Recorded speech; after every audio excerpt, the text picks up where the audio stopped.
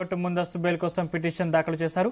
అలాగే ఈ కేసులో అనుమానితులుగా ఉన్న రఘుచరణ్, అట్లూరి సందీప్లు కూడా హైకోర్టులో బెయిల్ కోసం పిటిషన్ దాఖలు చేశారు.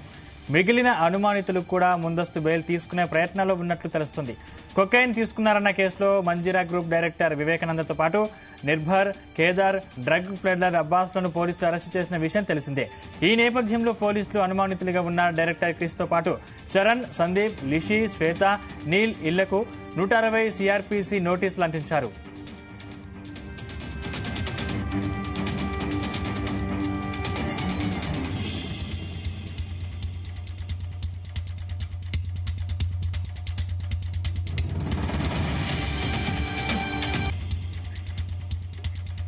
బెంగళూరులో ఉన్న రఘుచరణ్, అట్లూరి గురువారం గచ్చిబౌలి పోలీస్ స్టేషన్లో విచారణకు హాజరయ్యారు. ఆయన్ను వైద్య పరీక్షలకు తరలించారు. లిషి సోదరి నటి కుషిత గచ్చిబౌలి స్టేషన్కు వచ్చి తన సోదరి లిషి ఇంటికి రావడం లేదని పోలీసులకు తెలిపింది. దీంతో ఎట్టి పరిస్థితుల్లోనూ విచారణకు హాజరు కావాలని, దీనిపై లిషికి సమాచారం ఇవ్వాలని పోలీసులు కుషితకు చెప్పినట్లు సమాచారం. సందీప్, శ్వేతల ఫోన్లు స్విచ్ ఆఫ్ ఉన్నాయని, ఇప్పటి వరకు వారు అందుబాటులోకి రాలేదని పోలీసులు పేర్కొంటున్నారు.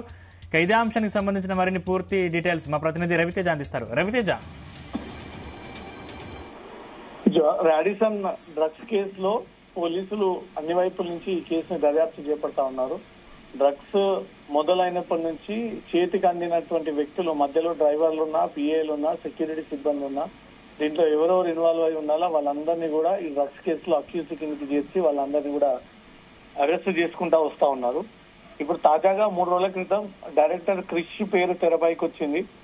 ఆ రోజు ఈవెంట్ జరిగినప్పుడు డైరెక్టర్ క్రిష్ రాడిసన్ హోటల్ కి వచ్చాడు. 1204 రూమ్లలో క్రిష్ అరగంట సేపు పాటు వివేకానందతో చర్చించాడు, కూర్చున్నాడు. డ్రగ్స్ తీసుకున్నాడు అనే ఒక అనుమానం పైన క్రిష్ ని కూడా ఎఫ్ఐఆర్ లో ఇంక్లూడ్ చేస్తూ క్రిష్ పైన కూడా కేసు నమోదు చేయడం జరిగింది. అదే ఎన్డీపీఎస్ యాక్ట్ పై కూడా క్రిష్ పై అభియోగాలు మోపారు. ఈ విషయంపై క్రిష్ కి నోటీసులు అందజేసినటువంటి గచ్చిబౌలి పోలీసులు ఇమ్మీడియట్ గా పోలీసుల ముందు హాజరయ్యి ఆ రోజు ఏం జరిగింది, మీరు కూడా డ్రగ్స్ స్వీకరించారని కొన్ని అనుమానాలు ఉన్నాయి, దానిపైన మీరు ఏం చెప్పదలుచుకున్నారు అనే ఒక విషయాన్ని కూడా స్టేట్మెంట్ రూపంలో ఇవ్వండి అనే నోటీసులు అందజేసినప్పుడు 24వ తారీఖు పోలీసుల ముందు హాజరవుతానంటూ ఈ విషయాన్ని తెలియజేయడం జరిగింది. కానీ తను ముంబైలో ఉన్నాను, 2 రోజుల తర్వాత వ్యక్తిగతంగా నేను పోలీసుల ముందు హాజరవుతాను, ఈ విషయంలో నేను పూర్తి స్థాయిలో పోలీసులకు సహకరిస్తాను, నేను డ్రగ్స్ తీసుకునేటువంటి అలవాటు లేదు అంటూ కూడా క్రిష్ ఒక పక్క చెప్తూనే మళ్ళీ ఈ రోజు తెలంగాణ ఉన్నత న్యాయస్థానాన్ని ఆశ్రయించి హైకోర్టులో తనకు అరెస్టు చేయకుండా అనుకూలమైనటువంటి తీర్పుని వెల్లడించాలి, తదుపరి ఎలాంటి చర్యలు తీసుకోకుండా పోలీసులు నన్ను అరెస్టు చేయకుండా తనకు బెయిల్ ఇవ్వాలి అంటూ కూడా హైకోర్టుని ఆశ్రయించి క్రిష్ తరపున న్యాయవాది హైకోర్టులో ఒక పిటిషన్ కూడా దాఖలు చేయడం జరిగింది, బెయిల్ పిటిషన్. ఆ బెయిల్ పిటిషన్ దాఖలు చేస్తూ మళ్ళీ తనకు 2 రోజుల పాటు గడువు కావాలంటూ కూడా కృషి విషయాన్ని గచ్చిబౌలి పోలీసులకు తెలియజేయడంతో ఎట్టి పరిస్థితుల్లో టైం తిరిగి కేటాయించేది లేదు, ఈ రోజు శుక్రవారం నాడు వ్యక్తిగతంగా మీరు పిఎస్ ముందు హాజరయ్యి పోలీసుల విచారణకు ఎదుర్కొంటా ఉన్నారు.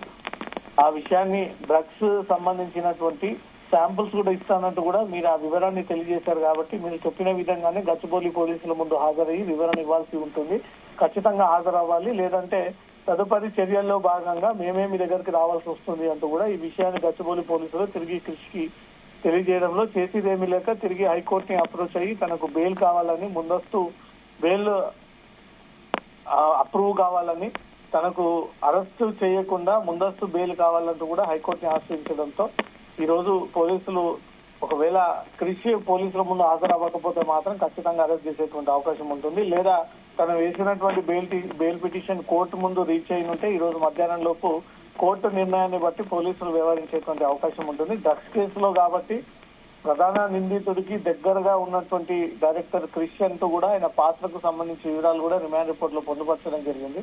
సో ఇలాంటి కీలకమైనటువంటి నిందితులకు బెయిల్ ఇచ్చుకుంటా పోతా ఉంటుంటే వీరికి చట్టసభల పైన నమ్మకం పోతా ఉంటుంది. డ్రగ్స్ కేసులో కూడా నిందితులకు బెయిల్ ఇస్తుందంటూ కూడా సర్వసాధారణంగా మారిపోతుందని ఒక విమర్శలు తావెత్తుతాయి. కాబట్టి ఈ వ్యవహారాలన్నీ ఉన్నత న్యాయస్థానం పరిశీలించిన తర్వాత క్రిష్ విషయంలో ఈ రోజు కీలకమైనటువంటి ఆదేశాలు జారీ చేసేటువంటి అవకాశం ఉంది. కాబట్టి తన బెయిల్ కావాలంటూ హైకోర్టును అప్రోచ్ అయ్యాడు.